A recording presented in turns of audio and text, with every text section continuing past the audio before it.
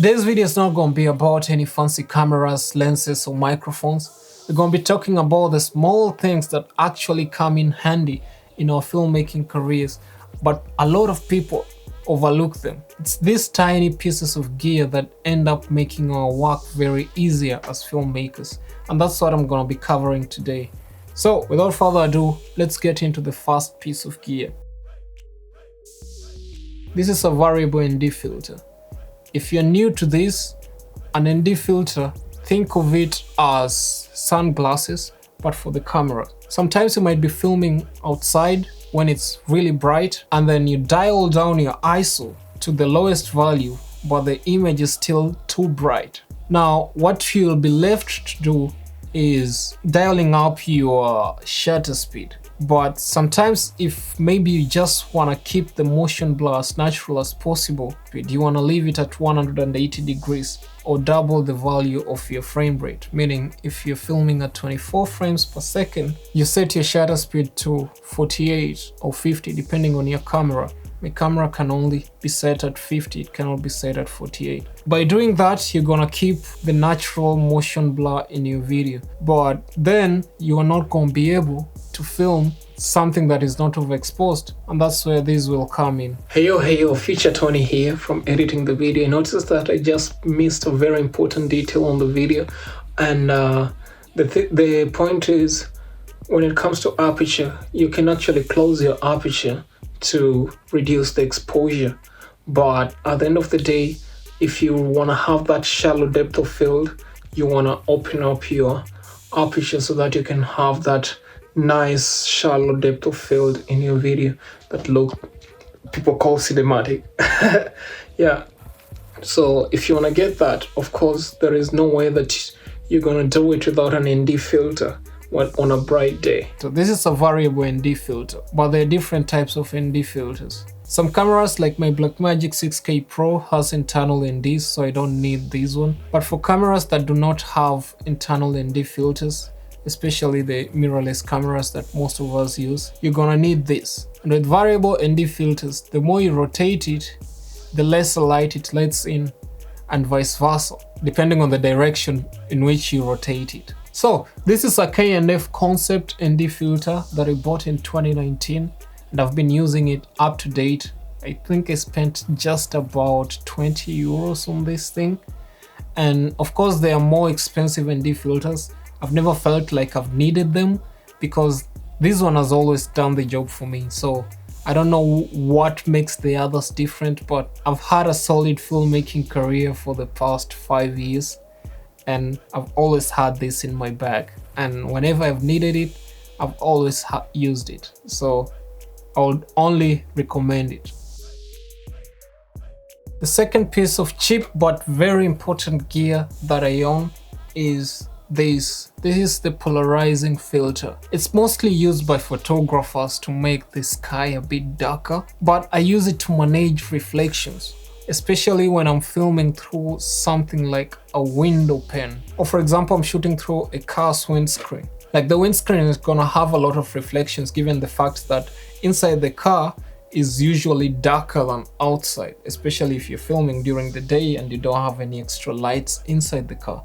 So having this helps kill the reflections on the windscreen. So far this one has come in very handy, like it has really saved me in a lot of projects and in a lot of situations where I really needed to get rid of reflections from my shot. And I think I also spent around 20 euros on this one if I'm not wrong. And yeah, like so far I don't see any problem with it. I don't have any regrets. It has always done the job for me. And again, 5 years of solid filmmaking career, never had an issue with it. Has always delivered good quality for me, so I'd only recommend. The Magicam is the third piece of gear that I'm gonna talk about. I'll never stop talking about this thing. Just like the name suggests, Magicam, this thing does a lot of magic. I can use it to mount my camera at places that you never imagine. I'd use it to mount lights, like the small tube lights and stuff, and areas where there is no way I can mount a light there. And it cost me also less than 20 euros. I'll never stop talking about Magicams. Every time somebody asks me one of the most important pieces of gear that I own, I never fail to mention the Magicam. It's always in my camera bag because of how important it is. Shout out to the guy that discovered this thing.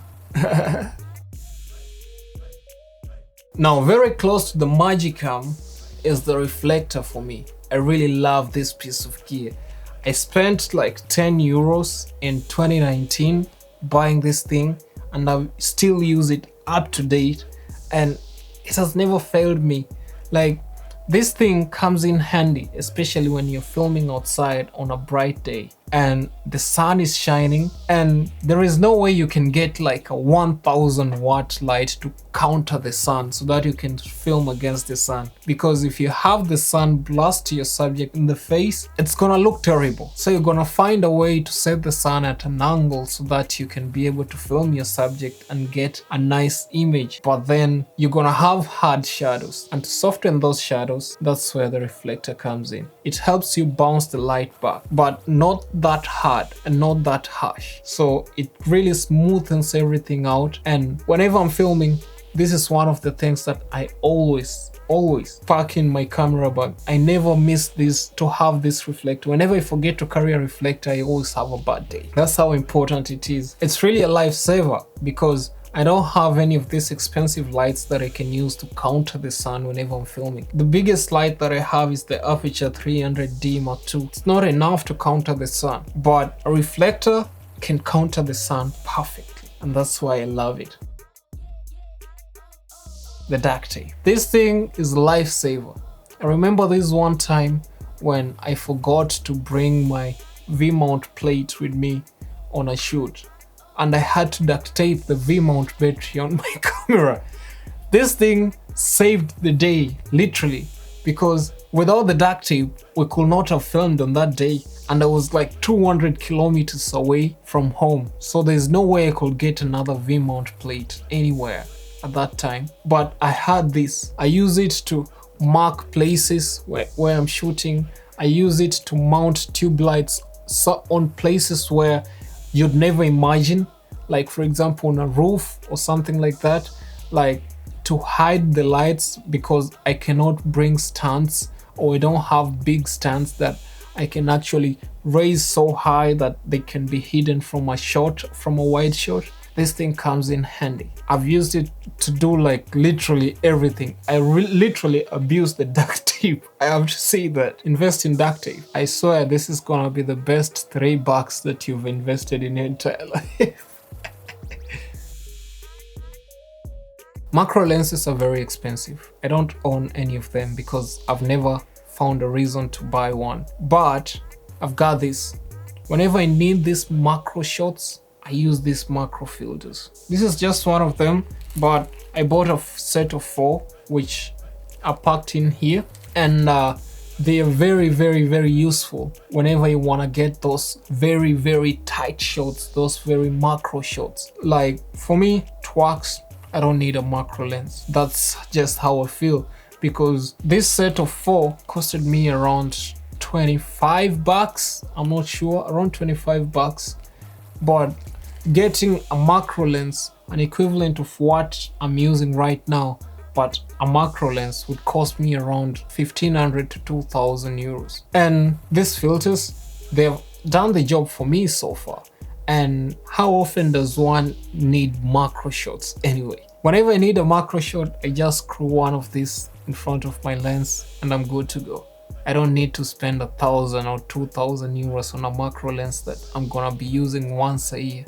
Makes no sense to me. If you're out there wishing to get those macro shots, think of a macro filter. And by the way, if you'd like to get some of the gears that I've mentioned on this video, I've linked them in the description below. You can check them out. If you got value from this video, kindly give it a thumbs up and consider subscribing to the channel. Otherwise, thank you for watching and see you in the next one. Blessings.